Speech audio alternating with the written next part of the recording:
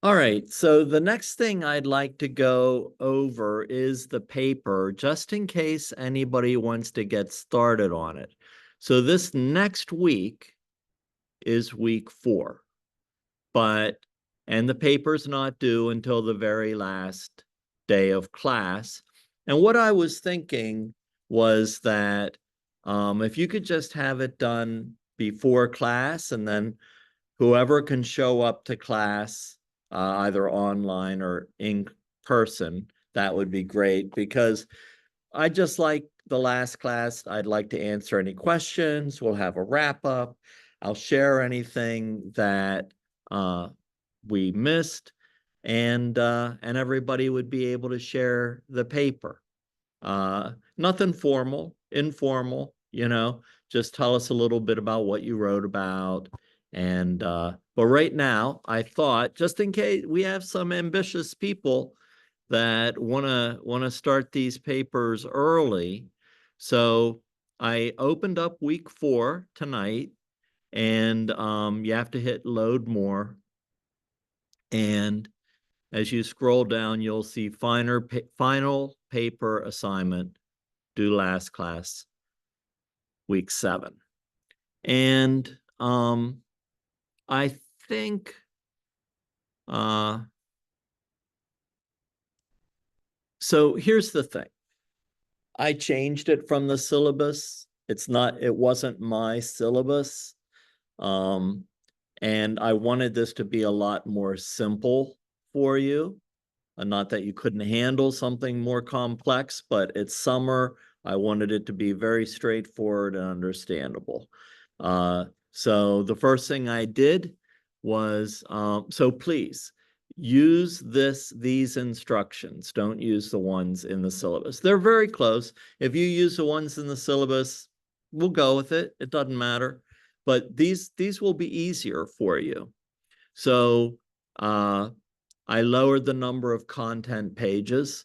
So content pages just mean, like an APA style, they count the cover page, the title page, they count an abstract page, they count a reference page. So content pages is the actual writing part. So if you have 4 pages of writing, you add the title page, the abstract page, and the reference page, you'd have 7 pages.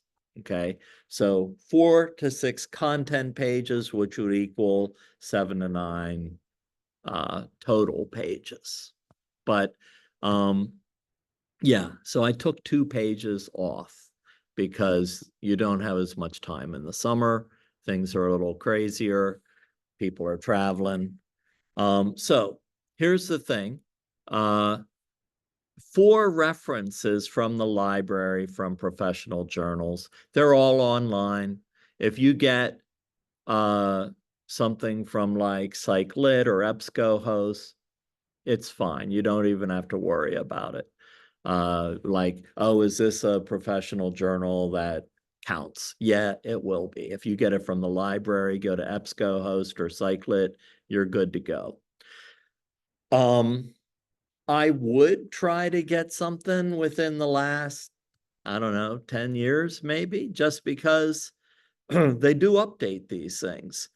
Uh, but it's not required. If you really like something that's 20 years old, that's fine.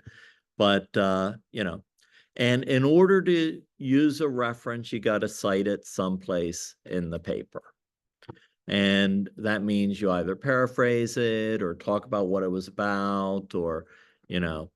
So as you write this paper, this is why it should be a lot easier. Uh, all you have to do is follow this outline.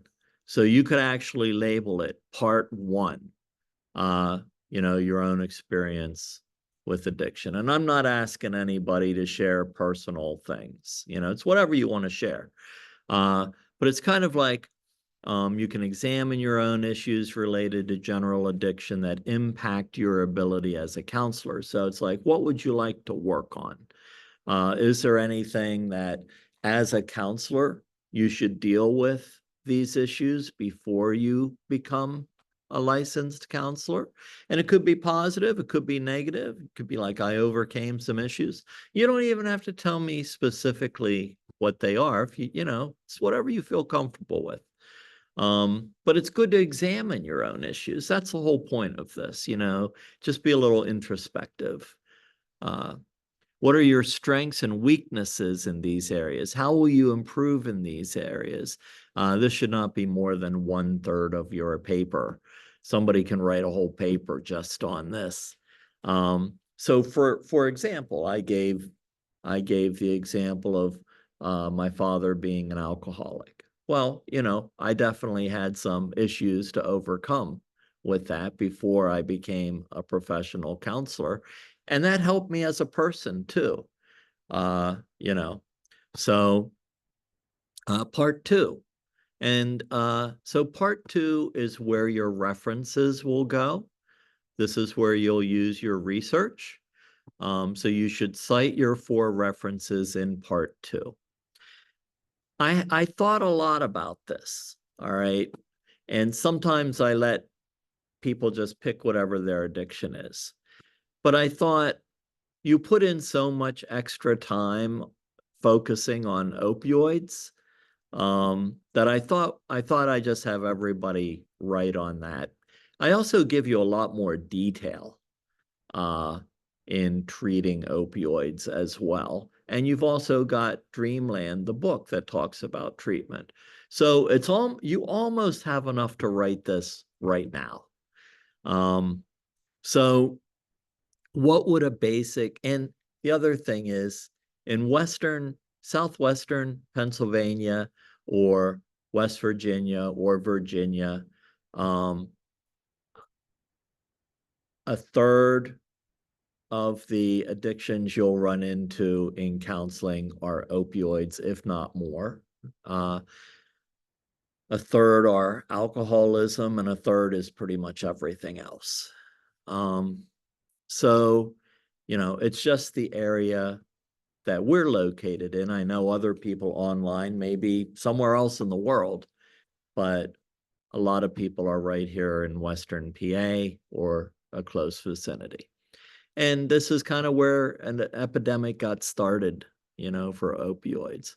So part two, what would a basic, and you could label this part two, treatment model. What would a basic treatment model look like for you as an opioid addictions counselor or specialist? You can integrate aspects from various methods, describe why you chose this treatment process, how they fit you as an individual, how they fit you as a counselor. What are the positive features of this treatment process? What needs improvement? How would you improve the treatment process? Would you include individual and group therapy or just one of them? Would you include medicated treatment methods or not? And tell me why. Would you endeavor to taper off all medicated treatments or continue them long term? Why? Would you incorporate comorbid diagnosis? How? That answer should be yes. I'll give you that answer. Uh, please include additional research on opioid treatment beyond the class readings. This is where you put your citations and references. You can add additional information as needed. This should be the longest section of your paper. And part three, you can give your reaction to the course, the assignment, what do you perceive your future role to be in the field of addictions counseling? How will you incorporate this in your broader role as a therapist? How might you work as an advocate? This should be the shortest part of your paper. So, yeah, and then, 1 paragraph summary conclusion.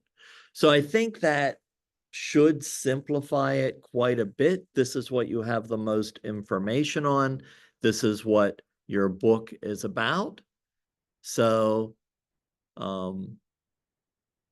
yeah. So questions about the paper.